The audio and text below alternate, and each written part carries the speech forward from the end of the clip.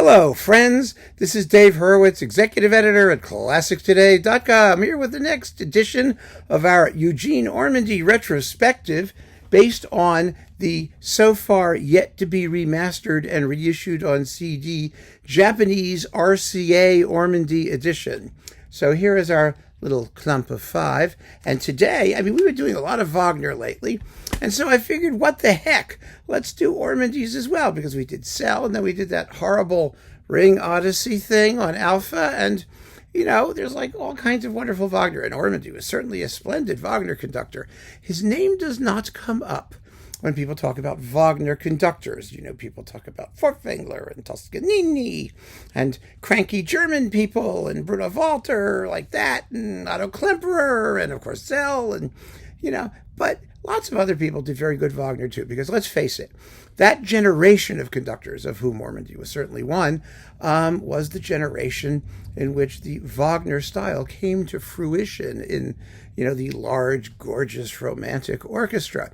And this stuff was incredibly popular, and most people did it, and did it pretty damn well. And Ormandy was no exception. He did some terrific Wagner on Sony, and some really good stuff on RCA, including these two discs. There's a lot of, when he did his RCA stuff, he was trying not to simply repeat everything he did for Columbia, but to somehow do something that was either different or do something a little extra. You'll see that here, because where he did repeat himself literally, the results were often not as good. Big surprise, right? So we have here basically a Meister-Singer suite.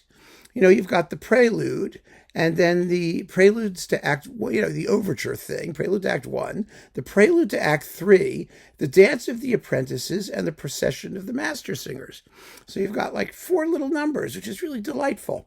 Then we have, in Tannhäuser, the overture and the Venusberg music, the Bacchanal, which is great because there aren't that many recordings of the overture attached to the Bacchanal. The best is probably Bruno Walter's, which is amazing. But this is awfully good as well. It's 24 minutes of continuous music, which is wonderful. And then Tristan and Isolde, the usual prelude, and Liebestod, which Ormandy always played gorgeously and does here. Then we have, this is Ring stuff. Like that Zell recording we had, a very well done Ring stuff. We have the Ride of the Valkyries, the Magic Fire music, the Forest Murmurs. It's just 8 minutes of Forest Murmurs. Ugh, you wish they'd stop murmuring and just shut up, don't you? I know, some people love it. Rheingold, the Invocation of Alberich, and Entrance of the Gods into Valhalla. It's always kind of fun to hear exactly which editions and versions of things people use. And then we've got Dawn and Siegfried's Rhine Journey, which is the long one, again, 13 minutes, fun stuff. Siegfried's funeral music, and the immolation scene. So that's a lot of stuff. It's a lot of really nice Wagner. So these are 2 lovely Wagner CDs. I am very interested to hear how they sound in remastered and cleaned up sound. They don't sound bad, mind you, on these things, but there's room for improvement. Then we've got Tchaikovsky, Symphonies 1, 2, and 3. Now, this is also rather nifty because, the early Tchaikovsky symphonies were completely ignored when Ormandy was up and coming. It was also true of Karajan, remember. They made multiple recordings of Tchaikovsky 4, 5, and 6, but only one version of 1, 2, and 3, because the labels essentially said to them, come on, you're really good at Tchaikovsky. There's all this Tchaikovsky you haven't done. You might as well do it. And so they did it, and they did it with varying degrees of conviction. I think Karajan's early Tchaikovsky is beautiful. I think these Tchaikovsky symphonies 1, 2, and 3 are beautiful. They're very, very fine performances. They're in that style that we love. That's not too fast, exciting enough when it needs to be, with powerful climaxes and a big, rich, glorious string sound. They're lovely, absolutely lovely. I've enjoyed these for like centuries. Oh my goodness. This was actually, I believe, how I discovered these early Tchaikovsky symphonies. I think I had these before I had Karajan's, now that I think about it. And I always liked them very, very much. So that's nice to have. And then we've got an example of Ormandy repeating himself, not terribly interestingly. Respighi, Pines, Festivals, and Fountains. Now, he did these a lot. These were supposed to be specialties. As I said before, I don't like any of his Respighi big fat tone poems.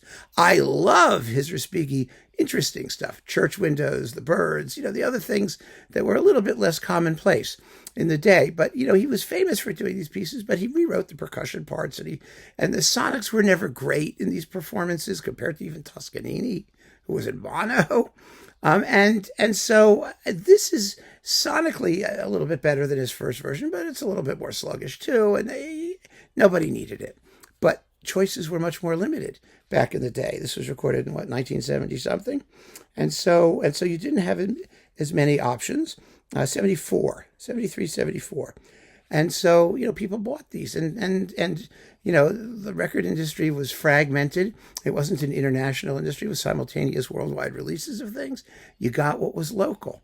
And so we got these. I had them. We listened to them. We enjoyed them for what they were worth. But boy, even in those days, you had Bernstein doing, the Pines and Roman festivals, much more exciting than this, and better recorded too. And like I said, there was Toscanini, and there were versions, and Reiner, God knows, Reiner for the Pines and Fountains, who was unbelievable, and Kempe, all those classic versions of the Respighi tone poems. And these were for local consumption, quite frankly. And then we have a very, very fine performance of Mendelson, Midsummer Night's Dream Overture, and incidental music. This is really, really, really fine. Lovely, lovely works. Mason Jones plays the horn in the nocturnes. Judith Blagan is the soprano soloist. It's really, really good. And there's some more Wagner attached to this, too. You get the Flying Dutchman Overture and the Prelude to Act 3 of Lohengrin. So this is a fun record. And, again, Mendelson was like Wagner, ironically, one of those composers that everybody was doing and whose style everyone just got. He was an early romantic. That's the way he was viewed. That's the way he was played. And some of these pieces really required virtuoso performance and responded well to it. The overture to A Midsummer Night's Dream, just to tune the opening wind chords and the fast, soft string playing. They really did allow orchestras to showcase the excellence of their individual first desk wind players and their string section corporately. And so Ormandy does a beautiful job on this recording. I've always enjoyed this record too.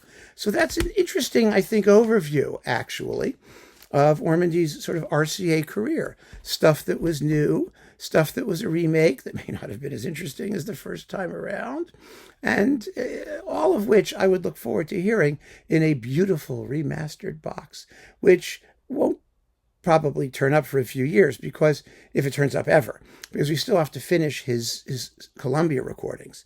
That's second box, which is supposed to come, I guess, next year sometime, hopefully. And then we'll see what they do with the RCA stuff. God only knows. So keep on listening, friends. Thanks for joining me. Take care.